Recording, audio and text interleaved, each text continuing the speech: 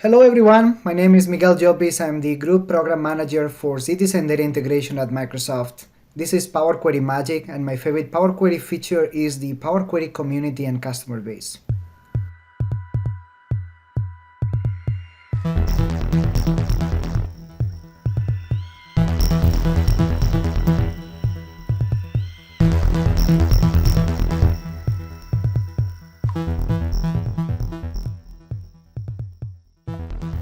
Okay, welcome, Miguel. Thank you so much, Win. Thank you for having me. Thanks everyone for joining. Yeah, fantastic to have you. Kicking off season 2 of Power Query Magic, which is all good. So your title that you just introduced, that's quite a long title, Yes. right? Yeah. I'm glad we Okay, don't have so business cards anymore. It would be a really long business card. yeah. You're like an Atletico Madrid fan, are you? I am, yes. Not the Okay, best okay. week to talk to me. We just lost yesterday on Champions League, but anyways, Oh man, sorry. That's a sore point. no worries. So let's say you're at a game and you're sitting next to a stranger there, and you get to half time, and they ask you what you do. So what's the sort of layman's halftime football match? And I can say football to you rather than soccer. Yep. So what's the halftime football match explanation for what you do? That's a good one. So I would start by just saying I help people work with data. And then depending on the questions they ask, I'll be more precise. So yeah, really Yeah. helping people connect to data from no matter where. And data is never in the right shape, and helping people get the data into the shape they need for what they're doing. Maybe building a report, maybe building a pivot table, maybe creating an application like a Power App. Yeah. And so let's say that person is then slightly technical, so they got some sort of IT-ish background rather than their eyes glazing over like most people who chat to me. So let's say they spark, they go, oh, right, and they ask a couple of, pointed follow-up questions. So in terms of your specifics then, in terms of what you're doing now on that sort of Power Query data integration team, what is that role? Yeah, so my role is one of group program manager. In some places, you call them product managers now. There's a whole debate on technical program Right. manager, product manager. But overall, I like to think about my role as being the mini CEO for a certain area in the company, and that area happens to be tools, low-code tools and experiences that help users work with data, non-technical users, what we call citizen users, and that's where the citizen data integration aspect comes into play. But really, my role is one of defining the vision for the product that incorporates business needs, customer needs, priorities for Microsoft, and then just balancing all of that out. And I should say, actually, back to the soccer or football analogy, being more a coach than a player. So I'm very grateful to have a team of 6 program managers on the team working on different areas: Power Query experiences, data flows, connectors, gateways, and VNet. So for me, it's one more of ensuring everyone is aligned, that we have the right Yeah, goals yeah. as a team, and just optimizing for the best team outcome. And of course, putting players on the place they will perform the best, and ensuring they work with each other in a way that helps us achieve our goals. So I like to think about myself as a little bit of a Simeone of a team. Yeah, okay.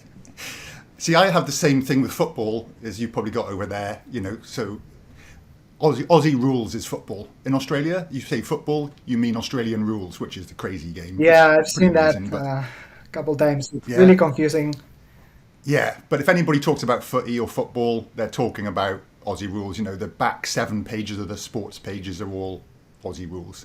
So it's nice to chat to somebody and actually say football. I'm from the UK originally, so that's what I've grown up with. So, so you sort of were you ever, have you always been like in that coach role, or were you actually ever technically hands on, getting your hands dirty, building some of this code and stuff in the background? Yeah, so I've been at Microsoft for almost 14 years at this point. I was a college hire Wow, back then, so that's a really, long time, man. yeah, it's a long time, but really enjoyed the journey.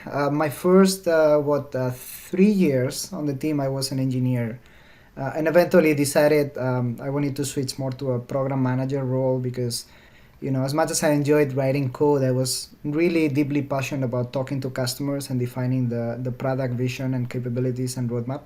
So I was Right. lucky enough to be able to transition between roles, disciplines, but within the same project, working with the same group of people, working with the same team. And of course, back then I was a really junior program manager on the team. I started leading areas around community, eventually picked up Power Query user experiences, and then over the years picked up the whole area. Um, Started picking up more things until the point where my individual contributor role became more of a lead role and manager role. So yeah, I Yeah, yeah. transitioned from player to coach over the last 4 years. And given you've been there that long, sort of that's gone through Microsoft has gone through a good old change in that time as well, and the speed of delivery of product as well. Sort of, Excel used to be every 3 years, whatever, and there'd be massive releases, and now it's like every month there's stuff. So what's that been like, sort of being involved in, the change of Microsoft and the sort of the release cadence now, the speed of that release is just crazy. Yeah, it's been an interesting journey. I have to say, maybe our team was in a little bubble from the beginning. I'm going all the way back to 2012, 2013. But if you remember the very early releases of Power Query, or I should say, Microsoft codename Data Explorer for Excel, that was always a Yeah, yeah. monthly release cadence as an add-in, and eventually we became even faster than that. Now we do weekly releases for Power Query Online and data flow capabilities. So yeah, there's also been some transition there, but we've always been on the never less than monthly cadence. Yeah, yeah. And I was sort of going to ask this question later, but I think I'm just going to ask it now. So the challenge you face, I can imagine, is that you've got loads of different people requesting features, and everybody's own request is most important to them. So everything I want, I find really important because it's really important to me and it's an issue for me. So where are you getting? First of all, where does feedback come from in terms of developing stuff, and how on earth do you actually prioritize stuff? What's the process? Yep, very interesting question. Could spend hours talking about that one. But if I were to oversimplify it, I'll say um, two things. One is what are the incoming channels? So Power Query today is integrated with over 12 to 15 different products like Excel, Power BI Desktop, PowerBI.com with data flows, the Power Platform, PowerApps.com, Power Automate, Azure Data Factory, Dynamics 365 applications, and a few others that I'm forgetting. Each Right. of those products have their own customer feedback channels, whether it is ideas forums, community forums, just incoming, support tickets, and of course, conferences and outreach through social networks and all that. So it's a little bit like a data integration problem to bring it all together. And there is feedback that Yeah. sometimes applies to a specific product, but a big amount of feedback is actually shared across. Like, if you need a feature like unpivot, that's probably common across Excel, Power BI, and a few others. So trying to bring that together. So yeah, in terms of the channels, there's definitely a problem with the number of channels. We've attended a few things with, for example, PowerQuery.com, a single Power Query community that we syndicate across different places like Power BI and Power Platform. So they're trying to bring different communities of Power Query users together across products. Okay. So that's one Yeah, yeah. aspect. Of course, we're nowhere near fully there for that because we still have separate forums, separate ideas forums, and some of that is by design. So we optimize for product specific feedback, but my team is always there to compensate and kind of integrate all of that feedback together. Yeah. Now, in terms of, yeah, everyone will come with a new feature ask, and everyone will think their two or three feature asks are the most important. Yeah. I like to say none of us is as smart as all of us together. So, you might come to me with like, these are your top three ideas, but maybe somebody else might come with another three ideas. And when you hear them, you say, well, actually, that's a good idea. I need that too. So it's really a little bit of, my team's job to really put that, bring it all together, interleave things. Of course, customer feedback is a key item. There are other Yeah. inputs into that process, engineering feasibility, business needs, urgency on a specific project. So it's not as easy as, hey, we'll just open the polls and whatever gets the highest number of votes, that's what we do. Of course, that's really important Yeah. for us. We looked at that very frequently, but it's more complex than that, unfortunately. Yeah. And I imagine you'd have team members who are pretty keen on some topic, and they'll argue their side, and then somebody else will sort of argue another side. And Right. like you say, I guess that sort of that group sort of argument and thought process probably helps a lot. Yeah, Just finding that common ground on, hey, what is it that we're trying yeah, to solve? What's a common goal for all of us? And then from that perspective, just hearing everyone, customers, team members, partners, and arriving at some yeah, yeah. conclusions. Yeah. Cool. Right, we'll come back to more Power Query stuff, given it's the topic of the podcast. But are you living in Seattle now? Is that where you're Yes, based? yes, been living in the Seattle area for the last 14 years. Yeah, 14 years now. Okay, but originally from Spain. That's right. Okay, where were you born? What part of Spain were you The born the in? best part of Spain, of course, the southeast Mediterranean coast. My hometown is called Alicante. It's about a 500,000 people town, Okay, 330 sunny days per year. Average beautiful. temperature in the 20s Celsius. So exactly like Seattle. Yeah, exactly the same. Don't miss it at all. Don't miss it at all. Right. And so I've been to Alicante. Oh Okay, wow, nice. so did you ever go to Torrevieja? Yes, I've been to Torrevieja a few times. It's a little town, like maybe 20-minute drive south from Alicante. Yeah. Yeah. Okay. So 30. I was there 30 years ago. I was thinking Wow. about this the other day, and I was thinking like, oh my gosh. So I went there for a holiday with my friends from when we finished school. So we went to Torrevieja to a beautiful. There's a beautiful little bar down there called something like Tolly's Bar or Tilly's Bar or something like that. Cold beer, salty almonds. Oh, just watching the Olympics back in the day. Nice. Great memories. Great memories of down there. 30 years ago, And that was also, the Barcelona Olympic Games then. it was 92. yeah 92. Nice. So I've actually got quite sort of twisted memories of that because Colin Jackson, Olympic hurdler, who was Welsh, I'm Welsh, he was world champion. He had the world record for the hurdles and all this. So we were in Tilly's Bar and got all the locals going, yeah, I'm not sure what the Spanish for Welsh is, but we're going, yeah, Welsh guy, right? So pointing to him, Yeah. he hit every hurdle. He hit every hurdle and came like bottom last Oh, sort of thing. So it was just like, sorry. oh, That's a so that's my shame. memory of Torrevieja. um, I was also in Madrid about 20 years ago and having a nice cold beer in Plaza Mayor, and we went with a friend to the Bernabeu though. Sorry. So how is the rivalry, the Atletico sort of Real rivalry? Is that pretty strong? I think it's relatively strong for some people. I guess it's probably more like Manchester United and City and that kind of local Yeah. rivalry. Personally, I kind of like Real Madrid as well. I end up liking Okay. all the teams from Spain when not playing against each other. But Yeah. Yeah. Because again, sort of like growing up, I'm from this little sort of village in the south of Wales, and next to Swansea, so I was a Swansea City fan. hmm, And then 40 minutes away is Cardiff City, both Welsh clubs. There are only two Welsh clubs really that were any sort of decent. Massive rivalry for no good reason. Massive rivalry, like just sort of seriously angry rivalry, it's- until you were playing an English team, and then it was all like, come on, So yes, that makes it sense. Sounds depends. familiar. Yeah. So we get together when it's against the sort of common enemy, as it were. Um, so you also went to university in Alicante? That's right. Yeah, I studied back home, and yeah, eventually I was applying to a Microsoft summer internship, 3 months in Redmond. I'm like, wow, that sounds cool. So I applied to Okay. that a year before finishing school. Was fortunate to be selected for that. Came for 3 months, summertime, so that's a catch. It's nice weather, and then they Right. offered me to come back, and yeah, of course, why not? I'm talking back Yeah. Okay. 2007 now. Yeah. Yeah. And what were you studying? Computer science. Okay. So you basically into computers from day one? Yep.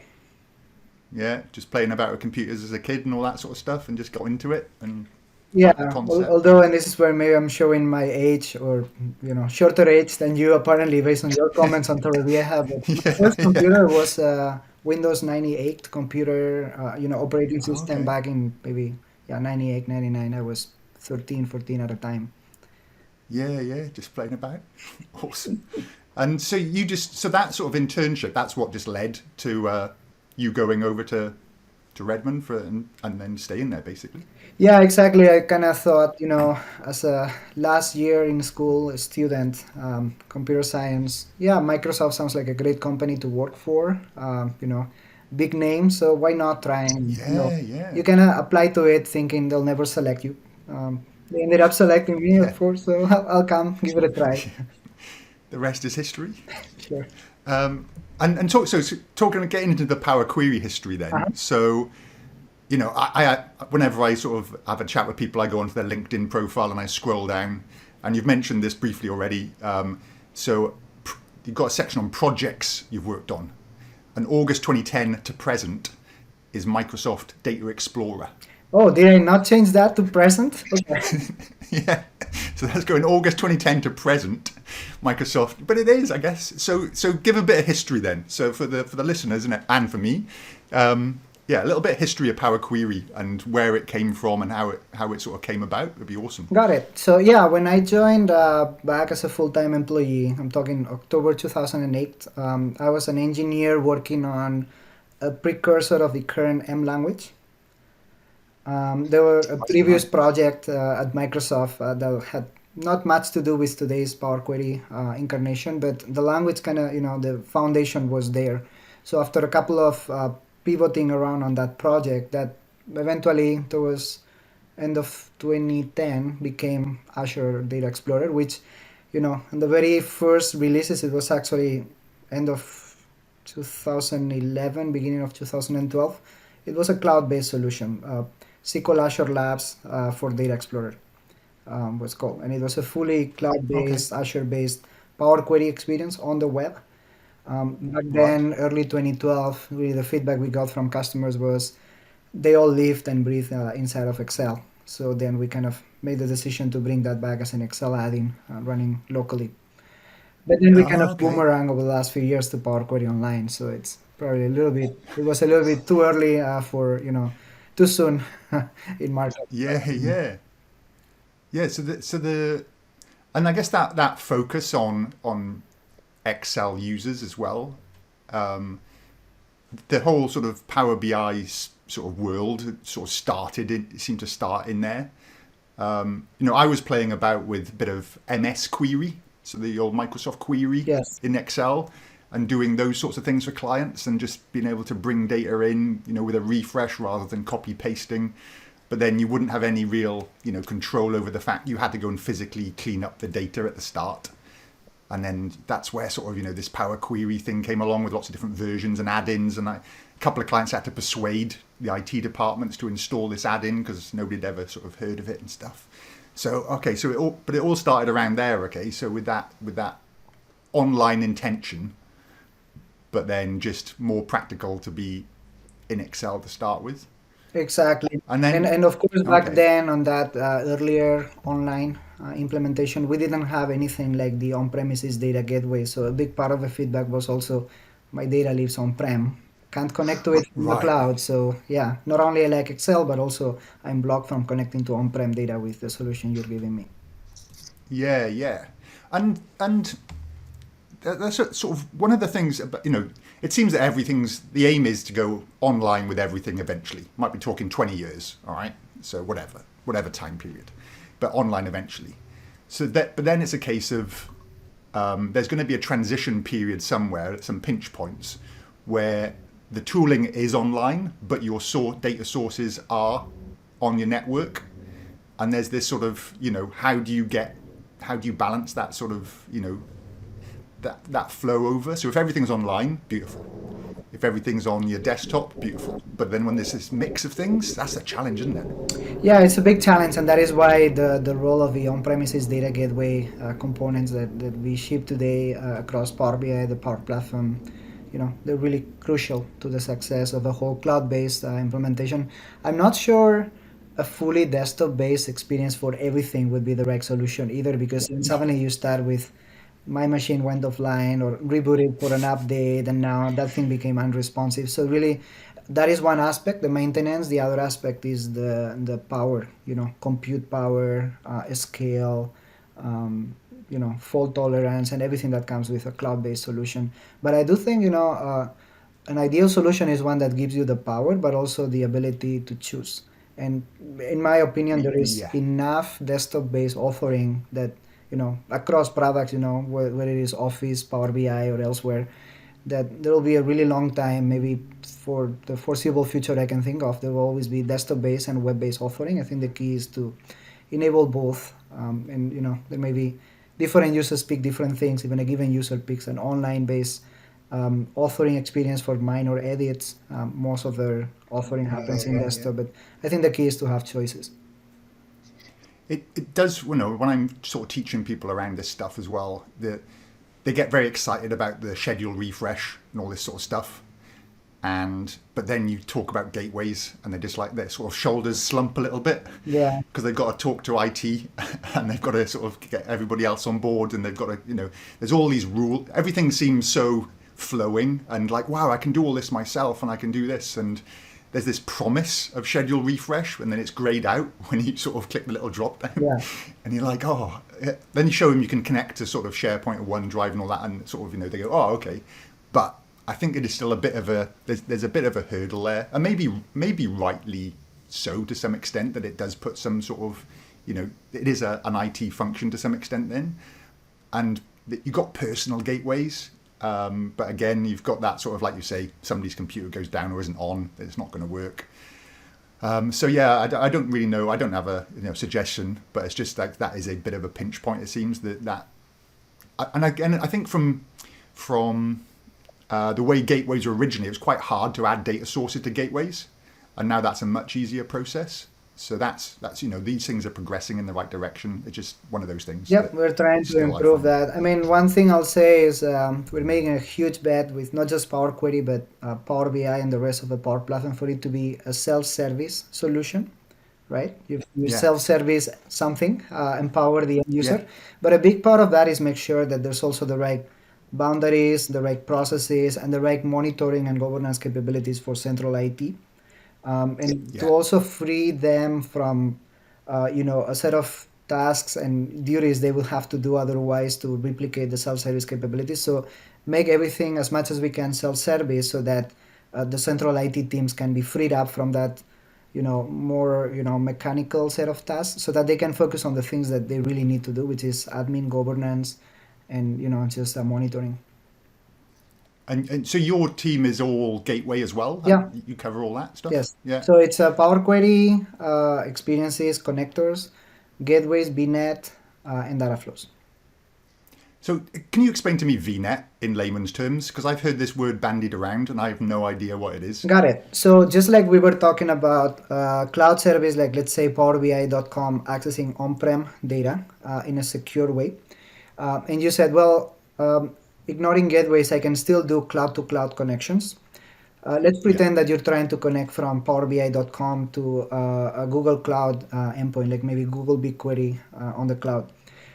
You want to make sure you can also secure your Google endpoints, so that you only allow known agents to call into that. So maybe you need a way to say, I can connect from Power BI to Google, or I can connect from Power BI to Amazon, Redshift, or other cloud-based connectors, only from a Okay. restricted set of IPs, a restricted network.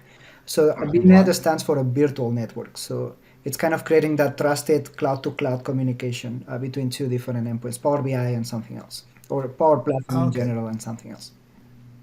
So does that then? So that's just an alternative.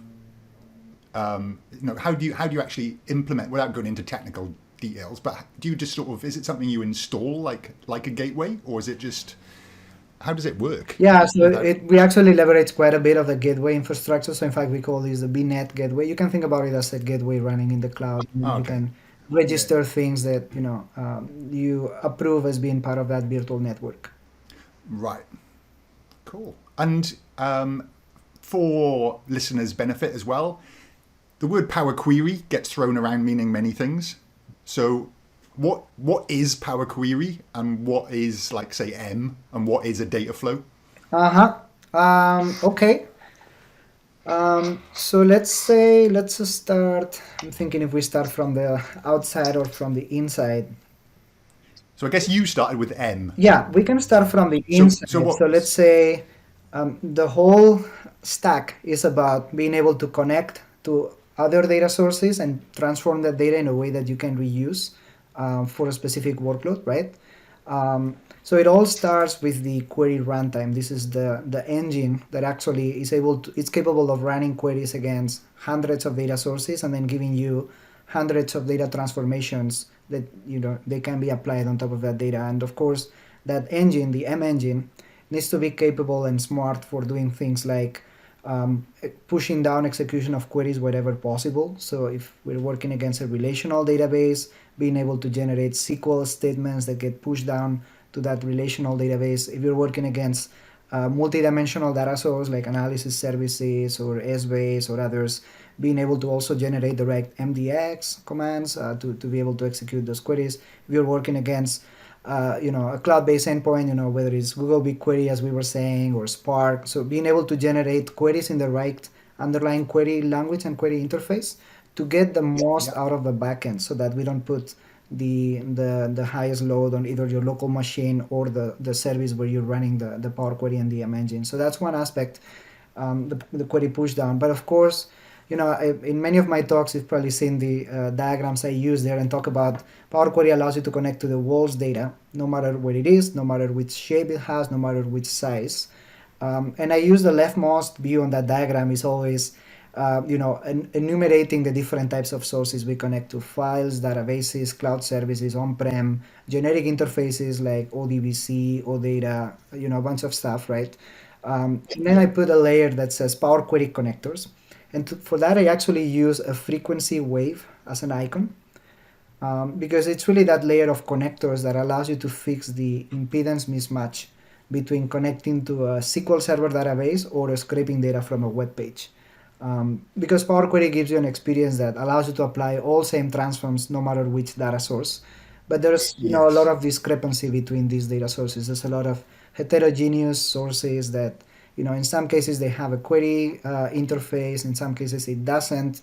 Like if I'm trying to filter data over a web page, there's no query interface to send a SQL query to. So in those cases, the M engine compensates and runs those things locally. So there's a lot of complex logic that goes into fixing that impedance mismatch. It could be the query interface and the pushdown, but it also can be the authentication methods. Some sources use Windows authentication, some of them are anonymous, some of them use OAuth, Yes. and all the variations of that. Or it could be data types. Some things have int64 numbers. Some cases it has int32, and on and on, right? There's so many Yeah. Yeah. discrepancies. But then the ultimate goal, and we were talking about the layers, right? So that's a query runtime and the connector, so the M engine and the connectors Yeah. around them. On top of that, there is a set of user experiences that we try to make, highly intuitive, low code, attempt to make it such that you can leverage the Power Query experiences for 80, 90% of what you're trying to do without touching a single line of code. Of course, we made it such that you can always go into the code view to either specialize things or learn how they were built. If you really want to start from zero with a blank query, you can do that as well. I wouldn't recommend it, but you can do that. I would never Yeah. do that myself, but um, the whole principle is one of let's try and empower users to be as lazy as they can for the common task, but as go as Yeah. deep as they can if they want to for that extra mile. So really think about the Power Query experiences as point and click, interact with data in a highly visual and interactive way. Everything you do in that experience generates code behind it. That code behind it is M code, the M language which sits on top of the M engine, and is the code that the engine knows how to understand and actually offload to connectors, and from there all the fancy stuff that we were talking Yeah. about. Yeah. But of course, And yeah, that sort of Power Query, the button clicks, the interface as such. I guess the proof of how good that was when it first got launched is the actual ribbons have hardly changed, and nobody's really shouting for them to be changed because they just work, and they've got they got the buttons, most of the buttons you need. There'll always be edge cases where you want more buttons for things, right. but yeah, it just seems to have, I don't know, it just seemed to have got right the first time, and even from the original version, there's been more stuff added incrementally a little bit.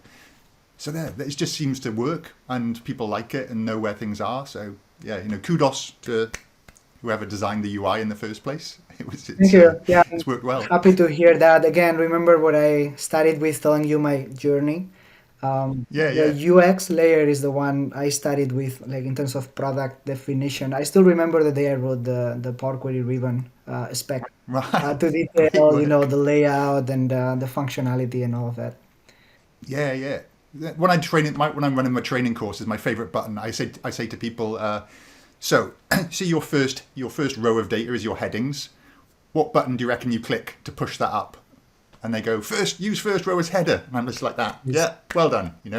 It's just named properly. It's great. Microsoft are great at not naming stuff properly, but that's done. Nice. So full marks. Thank you. And then then the So we were the talking data about the flows part of it. experience, and I Obviously, think the only last part I didn't talk about yet is data flows. yeah, So, yeah, I'm creating those queries within the Power Query experience, and there's a notion of a project, like there's a container around them, right? I can have 5 queries in my data flow, or I can have 50 queries on my data flow, but they're all part of that single project. If I'm working in Excel, it's all contained within an Excel workbook. If I'm working on Power BI desktop, it's all within my PBIX file, my Power BI report or data set. yeah. A data flow is the equivalent to that for purely the ETL layer.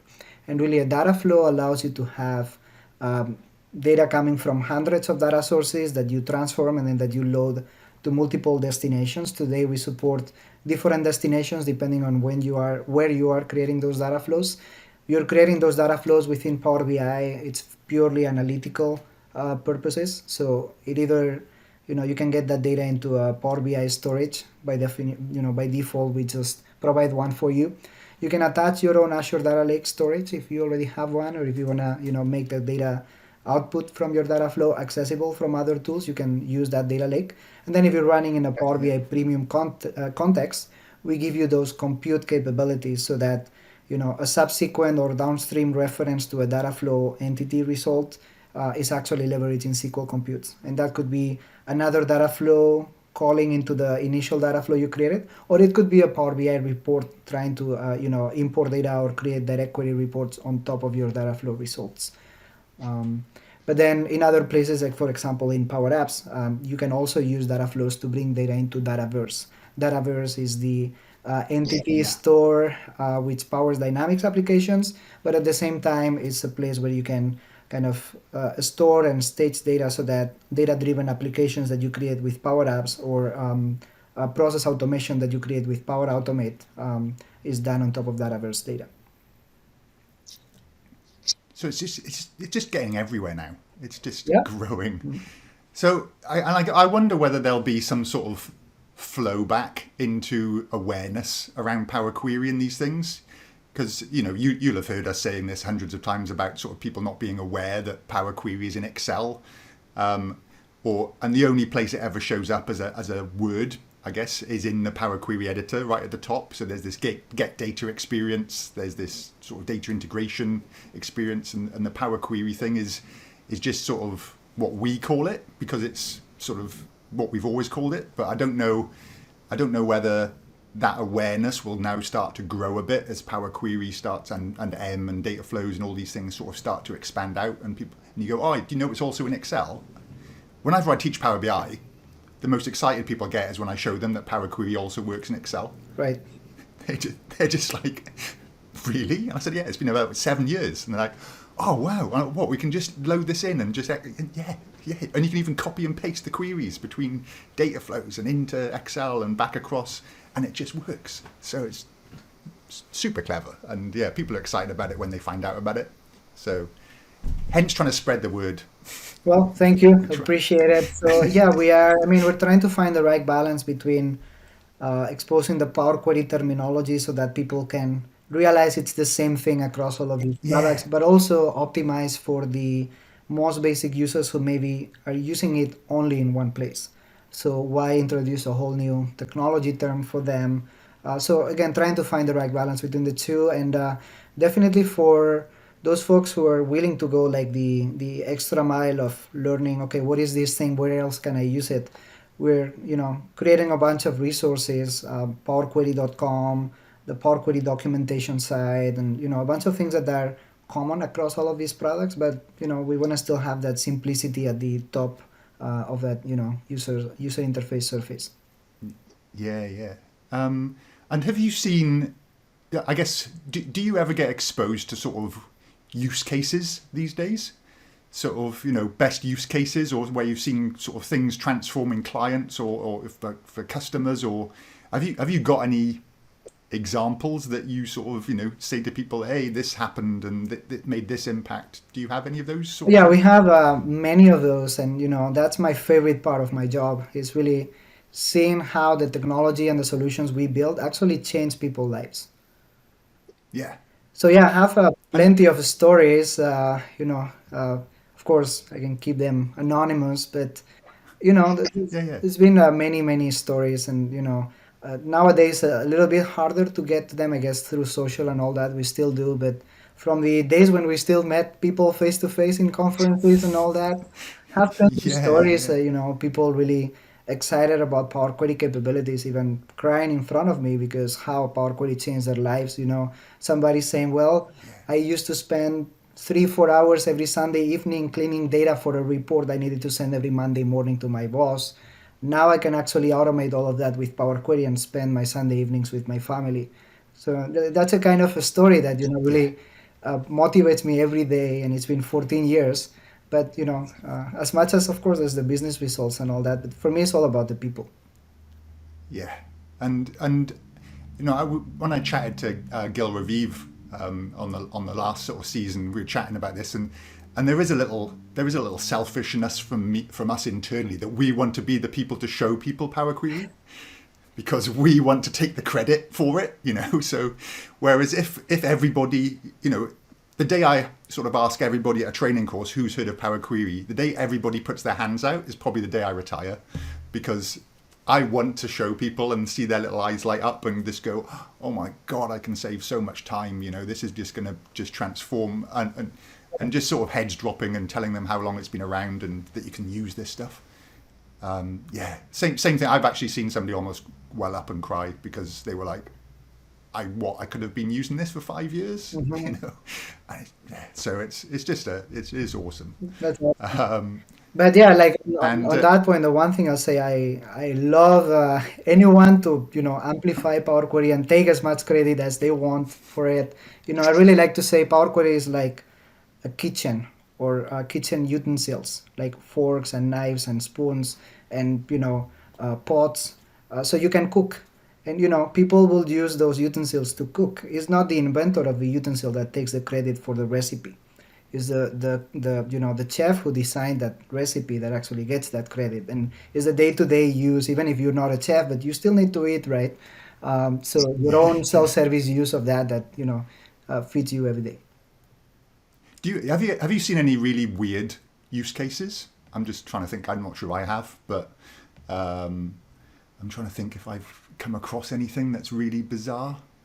Um, no, have you come across When you anything? say weird, do you mean like completely ridiculous design solutions, like in terms of the architecture, or more like I've never thought, somebody could use the product for this? Well, maybe either of those actually would be quite interesting. I don't, I don't know. I've seen some. I'm trying to think. I'm sure I've seen some things where I just think, well, I didn't. Well, in terms of it's not crazy architecture. It's just I could never think of that. I see stuff that like Imca does, and I'm just like, oh my God, how does she even come up with this Yeah. stuff, right? How do you even get your head around, approaching it that way? And there's certain other people as well who do similar stuff.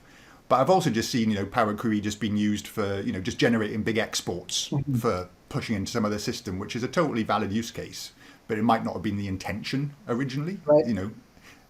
There's just, like you say, you build the utensils, but people could use them for all sorts of things that you haven't even considered. Yep. And sometimes those are amazing food recipes, and sometimes they're just salty, and Yeah, they just yeah, they're yeah, disgusting.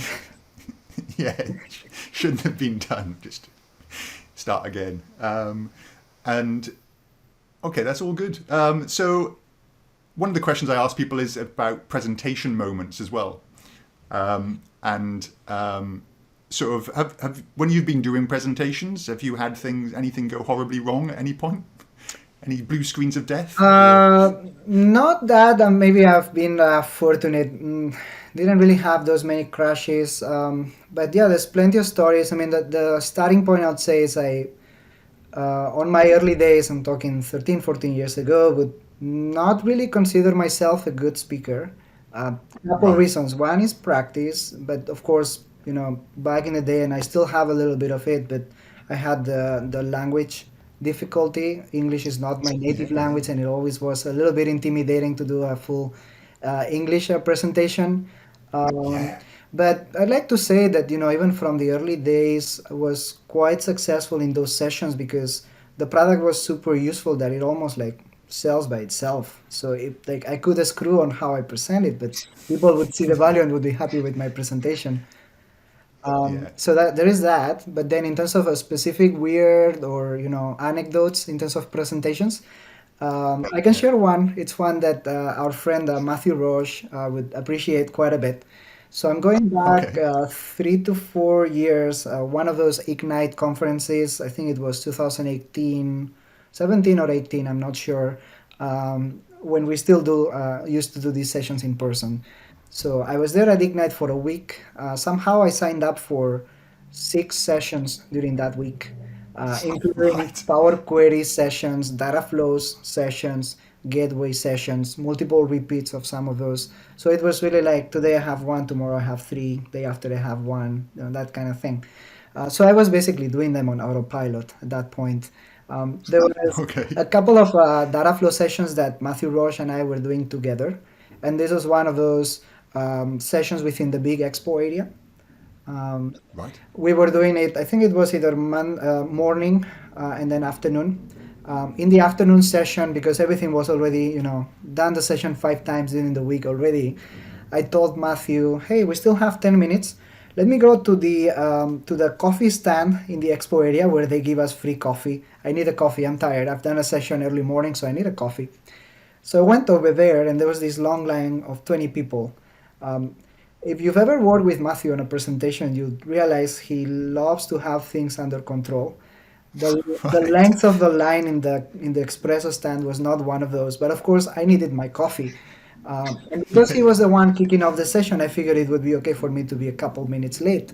So really, how it ended up playing is I came back to a stage 10 minutes into the session. Matthew Right. was already well, beyond the overview and all that, but I showed up with 2 cups of coffee and one was for him. So I think he forgave me at some point, but he kind of had this little freak out moment where, yeah, he wanted me to be there You and I cau- was not. I was late. you caused him a bit of Yeah, stress, that's all right. and I'm sure he never brings it up Now, we ever. keep reminding everyone now every time we do a joint session, even if over Teams, I say 2 minutes before, hey Matthew, I'm gonna go for a cup of coffee. Do you want some? Nice. Nice. Um, on the intro, you sort of introduced your sort of favorite feature, and you said about the community and stuff, and which is very very sort of a nice thing to say about and there is just everybody's learned so much from each other. That's the best thing about this whole thing, really. Exactly. But in terms of actually some sort of Power Query function feature, have you got something that sort of goes up your list in terms of things? Yeah, so I one thing I'll say is I love using Power Query. I use it pretty much on a daily basis. And sometimes I try to build stuff on top of sources I don't really have myself. But there is the internet with data, right? So in Yeah. that context, the web connector is my favorite, one of my most used features, and particularly now with web by example, everything I can do with it that I'm not constrained to table structures, but actually, can suck data from anywhere on the web and doing it in a very friction-free way with just sample-based. Here's a couple values and allow me to infer the rest type of experience. So yeah, I use that feature pretty much daily. That is cool. I remember showing a demo of that when it first sort of came out. I think I tapped into the ATP, the tennis website, All right. and get the sort of, and there's just a page comes up with all the pictures of all the tennis players and all this sort of stuff, and just start typing in the tennis player's name and I think one of the other bits of data on the page was their earnings or something like that, lifetime or something like that. Type that in, and all of a sudden I got a table of data that scrapes it from all those. And it's just like, oh, that's actually pretty cool. Yeah, that's awesome. I stopped doing sport-related demos at some point because, I give players some such bad luck. There was a Right. point in time I did the ATP demo as well, and those were the 2 or 3 years that Rafael Nadal started like really poor performing, never won a Grand Slam on those Oh, years. okay. So I just stayed away from it. You're blaming yourself. Yes, it was my fault. I'm You, pretty sure. okay, so on for a bit of lightheartedness. In previous episodes, I've done the 5 impossible questions, and I might still do a couple just in your honour, Just to bring but you I'm to the running spot, out. just embarrass me. Yeah, just to see where you're at That's in good. terms of your knowledge. But I want to try out a new feature. Okay, so there's a radio show in the UK called Just a Minute, and the concept of this radio show is you're given a topic, and you have to talk about it for a minute. And then any other guest, in this case me, this is going to be a competition between me and you. Okay, so we're going to talk for a minute between us. Okay. If you hesitate, we're going to pick a topic, Power Query related. Mm-hmm. Okay, if you hesitate, I'm going to buzz in and I start talking about the topic. If I pause or hesitate, then you buzz in, and whoever's speaking at the end of 1 minute wins. Okay. Okay. Just to add in a little extra feature that's part of this radio show as well, you're only allowed to repeat the topic word or the word Power Query. If you repeat other words, like if you say the word Power BI twice, I buzz in, I take over. Okay. Okay. If I hear you say the word applied steps twice, I'm buzzing in and taking over. Okay. Okay. So I have no idea if this will work. This may just get totally cut, Okay. Let's see. Let's give it a but try. we'll give it a try. Okay. So I'm going to get Now my you little have the timer set up. advantage that you actually know the topic you're gonna suggest. I do, but I do promise I've picked a topic that might not be my specialty, Okay. and I think you know about, and I haven't practiced. So you've got to trust me on this, all right? The proof will be in the fact that I'll just stuff up way more than you will. Plus, I've got the advantage that I'm a native English speaker, so I'm already one up. Yeah. Okay, so, but you are the specialist in this area, so it evens itself out somewhere. So topic is going to be data flows. Okay. Okay, so and I'll give you the option. Do you want to start or shall I start? Where do you want to go? Because it's whoever's speaking at the 1 minute mark. Whenever we interrupt each other, I'll stop, and then you start talking. And it's kind I'll of start. free form talking. Like I could just start describing data flows, and that's a. You can start describing data flows. You can give an experience of a data flows. It's a very, as long as there's some loose connection with the topic. If you go totally off tangent, you can buzz in and get the person. You go, that's not even right, or you're just talking nonsense now. Okay. Okay. So it's got to be loosely related to data flows. You're allowed to repeat the word data flows. You're allowed to repeat the word Power Query. But everything else, you can say the and all those Got sorts of it. things. But any other word, okay.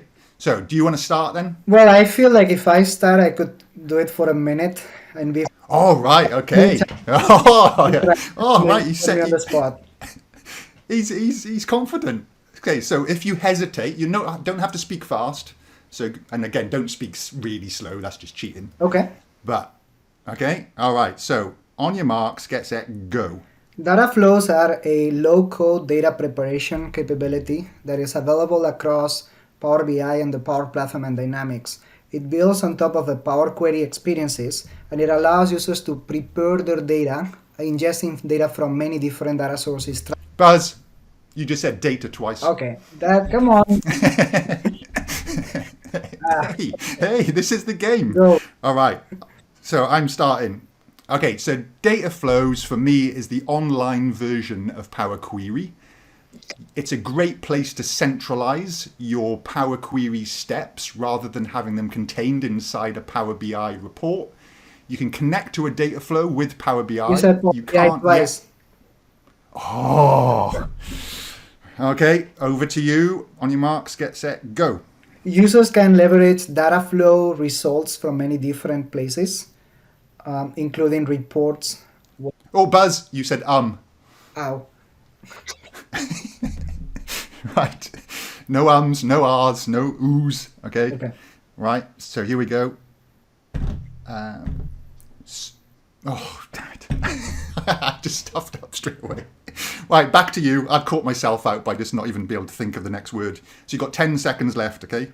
Go. But with data flows, you can also reuse a data flow result from another data flow, and that's part of the beauty of it, because it automatically Oh, recalculates. Buzz, you said again. Oh, how many seconds? I've got 1 second left. So you So, literally say one word and you're good. yeah. You don't have enough time to repeat words. You won't. Data flows are my favorite. Oh, look, time's up. So I'll take the claim for that. Okay, you won. So there we Good. go. Well, we can There play we- this next time. I'll train. Same game next time. Okay. I am going to actually ask you some impossible questions as well. And these will be the last, because I'm running out now, really, of these impossible questions. Okay, that's it. Okay. So, a couple of impossible questions. So, you're in Power Query, and you go to in the Power Query editor. Desktop or online? Oh, see, I knew you were going to ask. Let's go desktop. Let's go Power BI desktop, Okay. just to be specific, okay? And you choose recent sources, okay? Yep. And it lists all the recent sources that you've connected to. How many show up in that list? All right. This is a spec I wrote maybe 10 years ago. I think it probably shows you something like the last 10, and then there's a more button at the bottom that gives you the full list. So 15 on my screen, Okay. but it's like, Yeah, it depends That on the might be scrolling. Yeah. But we Yeah, don't it show might be a all. resolution There's a thing. cap. Like it's not like we will show 100 in there. There's a Nah. max. so for me it's 15. I checked on Excel, but it could be a screen resolution thing as well, perhaps, I guess, depending on what fits in. Yeah. Okay. So just So which of these- fail on that one. Yeah. You're not within 10%, so you fail. Okay, so which one of these options is in the, you call it the UX, don't you, not the UI? What's the difference between a UI and a UX? Not part of the question. What's the difference between UX, UI? Just terminology? Or is there something No, there is a difference. So the UX, the user experience, it's encompassing of more than just the user interface. It also includes things like the performance, the latency, and it's a whole package. It's the experience somebody gets with your product as a user. Okay, cool. So, in the user interface itself, in Power Query, well, let's go Power BI Desktop again. Okay. So, which one of these? There's two I'm going to give you. Okay. Is it remove range of rows or keep range of rows? Keep range. I haven't actually written I just realised I haven't written the answer down. You have keep top rows, keep bottom rows, remove top rows, and you also have alternate rows and keep range. Excellent answer. Why not remove range as well? Good question. So, because I only asked this because on the course I was running last week, somebody said, "Can I just remove rows 6 to 10?" And I went, you have to have an index column and remove rows Right. 6 to 10. Yeah, and then I saw that there was a keep range but no remove range. So I was like, I'll jot that down for a question for Miguel. There you go. Yeah. Good answer. Okay. In Power BI Desktop and in Excel, you go into the advanced editor. Can you use emojis? Can you enter an emoji into the advanced editor?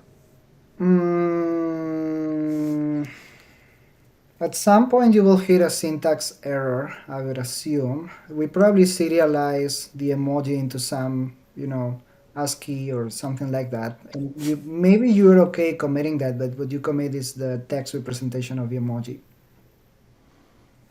So is that a yes or a no, Miguel? So I guess that's a yes. No, Oh. you can't. But you can in Dataflow. So what happens So in the in desktop? It gets won't even let you do it. okay. You press Windows key full stop in the advanced editor, nothing happens. Mm. But you do the same thing in the advanced editor in data flows, little emoji, little smiley face. Brilliant. And what happens when you try to commit it? Do we even allow you to do it? Works. Yeah. No, works fine. I've been It's using still a emojis for message. ages. Mm. So I group my Power Query steps using little triangle emojis, the left triangle, right triangles to group stuff. So yeah, I don't use smiley faces so much, but yeah. Nice. Okay, last little question. I've already got 4. I really can't. I've really run out of questions now. I see. Okay. So I think I'm 2 failures and 1 right answer. Yeah. So in the enter data experience in Power Query in desktop, Excel or Power BI, okay, you can copy a block of data, let's say from Excel, and you can paste it straight into the enter data. Yes. How many cells can you paste? We might have changed this sometime in the past, but I seem to recall 3,000 cells. Very good. Because Full marks. what we do in online is we actually try to optimize that to fit more. It really is not a factor of how many cells we put in, but how long is the serialized content that comes out of it. So it really depends on, how long each cell value is. Oh, okay. Because I just tested yesterday and I pasted, I think, 30,000 cells into the online version And it might have via enter data. worked depending on the Yeah. cell length on each of the cell values. Oh, so what does that mean then? In terms of the length of the Yeah, ultimately the what we number do or that the is- value? so Or? whatever you type on that enter data table, we end up serializing Yeah. into a base 64 encoded string, just a bunch of binary text, just Okay, encoded yeah, yeah. text that then we decode to re-render that if you were to. Which is that crazy long Exactly, sort a of base code 64, instruct. yeah. Right. So then, yeah, depending on the per value. So in desktop, we were a bit more strict on, we think 3 cells, that's it, 3,000 cells, that's it. In online, we're trying to give you as many rows as we can without dropping you halfway through a row, I think. As long as you can Right. fit Yeah, within yeah, yeah. some amount of memory, which I'm forgetting, it's probably in the 1 to 2 megabyte size, but don't quote me on that. Okay, cool. Good. So there you go. And Was so that true, true. 50-50? You gotta give me a fifth one. I really like this quiz. So Yeah. I'll have to come up with one. I've got nothing. I really haven't.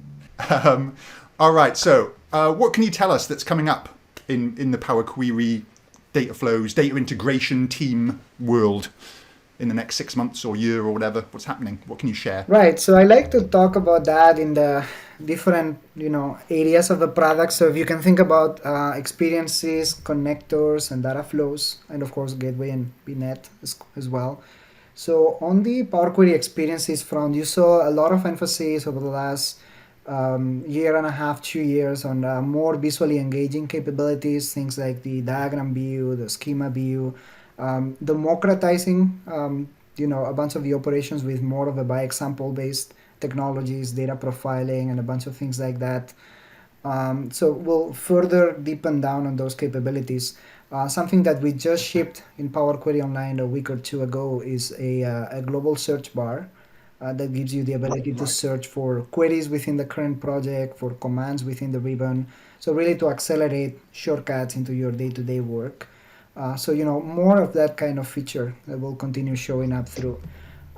Of course, you might be thinking right now, well, but I'm not using Power Query Online, I'm using Power Query in Excel or Power BI Desktop. So another big area of investment for our team is to bring back all of the Power Query Online user experience and user interface, I guess, back into the desktop environment. So we're working very closely with the Power BI Desktop team and the Excel teams to make that happen. But we realize that, Yeah.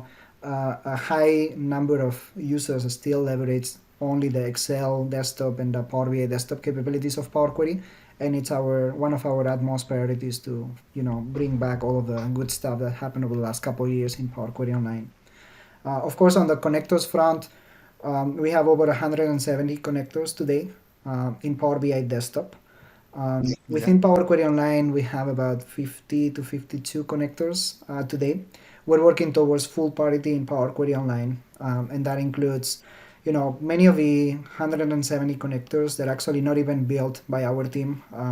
We provide an extensible connectivity platform We provide a Power Query Connectors SDK that allows any ISV or any developer to build their own connectors for Power Query and plug them into Power BI.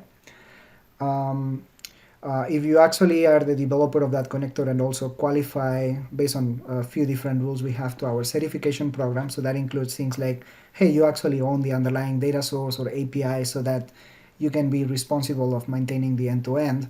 Yeah, yeah. We'll work with you to get that connector certified and shipped to all Power BI users and Power Query users, so that Okay. help make the connector available to as many users as we can. So out of the 170 connectors we have in Power Query today, roughly 75 to 80 of those are actually this type of third-party built, certified, and shipped by our team. So that is the biggest set of connectors that's missing in Power Query Online today. So really those 55 we have today plus those 75 to 80. And then we have a few more, less frequently used connectors in Power Query Desktop that they do not show up yet in Power Query Online. So we're trying to close those gaps. And of course, just any third-party custom connector which you cannot use yet through Power Query Online. So, one of our biggest goals for this year is to make sure that every Power Query connector can work in Power Query Online, for example, in data flows. Awesome. And where do people best go to find out more then? Given you're not a blogger, where do people, or are you a blogger now? Well, Who's writing the Power Query? I used to be. I'm trying to get back to it. I used to do the monthly Ah, Power BI desktop release announcements back 2014, 2015. right. Now, so my short answer would be powerquery.com. In Okay. powerquery.com, we have information about Power Query capabilities across all the products.